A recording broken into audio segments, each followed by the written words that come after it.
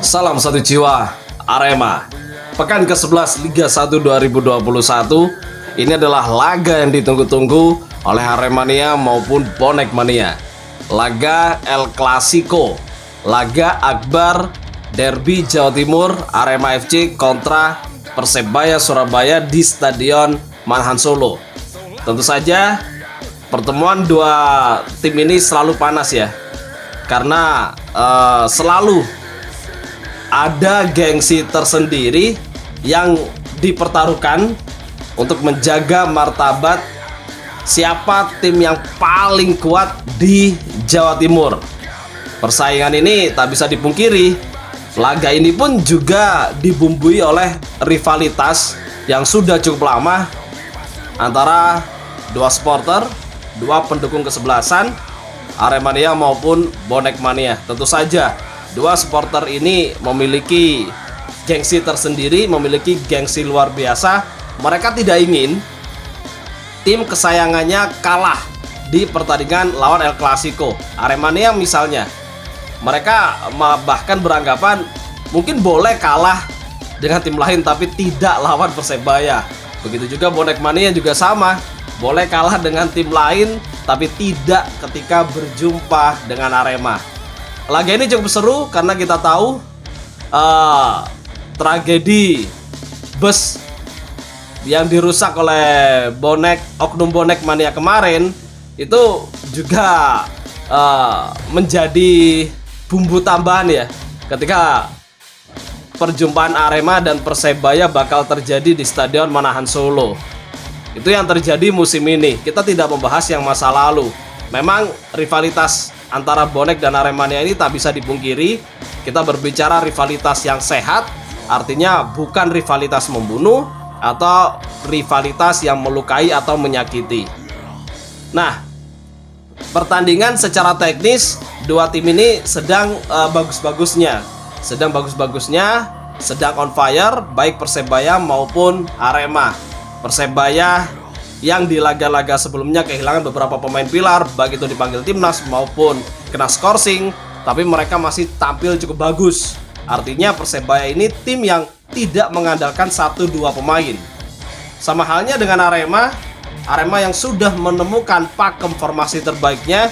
Ini trennya juga masih bagus dan saat ini juga ada di 3 besar. Tentu Arema tidak mau kehilangan posisi di papan atas, tidak mau posisinya direbut oleh tim yang ada di bawahnya seperti Persebaya salah satunya. Nah, kalau kita melihat secara kualitas ini cukup merata. Tapi di sisi lain yang membuat saya ingin bahas adalah pertemuan antara Arema dan Persebaya. Karena ini laga klasik, laga klasiko pasti sering terjadi head to head, home away. Banyak yang sudah membahas. Nah, kalau melihat head to head yang terjadi selama ini mungkin sekitar 33 pertemuan, dan Arema lebih dominan dengan kemenangan 16 kali. Persebaya 11 kali menang dengan 6 laga lain itu imbang.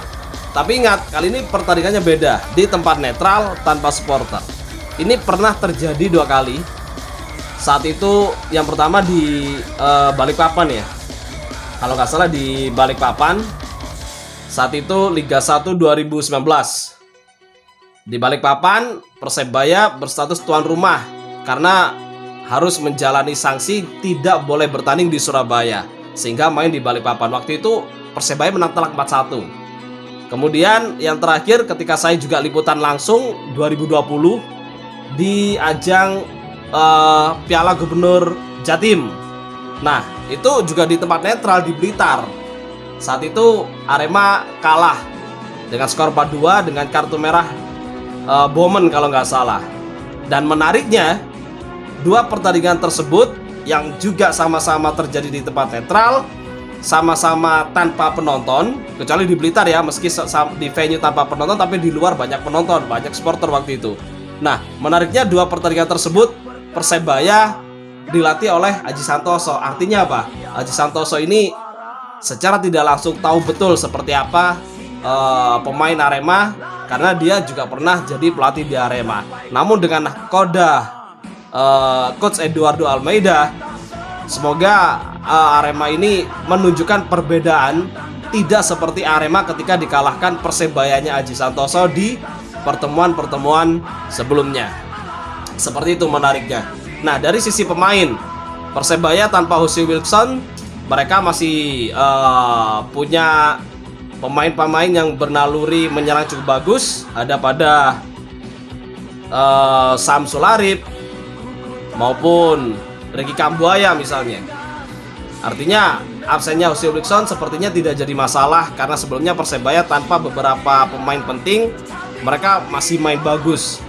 Nah, di Arema tidak begitu banyak perubahan. Cuman jujur, saya sendiri merasa penasaran dengan hadirnya duel pemain Jepang yang ada di Arema maupun Persebaya, Renshi Yamaguchi dan Taisei Marukawa. Dua pemain yang sama-sama berasal dari Jepang, yang mempunyai karakter beda tapi kualitasnya sama-sama bagus. Kita tahu Taisei Marukawa ini kreator lini tengah Persebaya, salah satu otak serangan dari Persebaya. Sementara Renshi Yamaguchi ini destroyer serangan lawan. Nah, akan menjadi duel menarik dua pemain yang ada di lini tengah dengan satu karakter menyerang, satu karakter bertahan. Nah, siapakah yang bakal unggul? Kita tunggu saja. Salam satu jiwa Arema.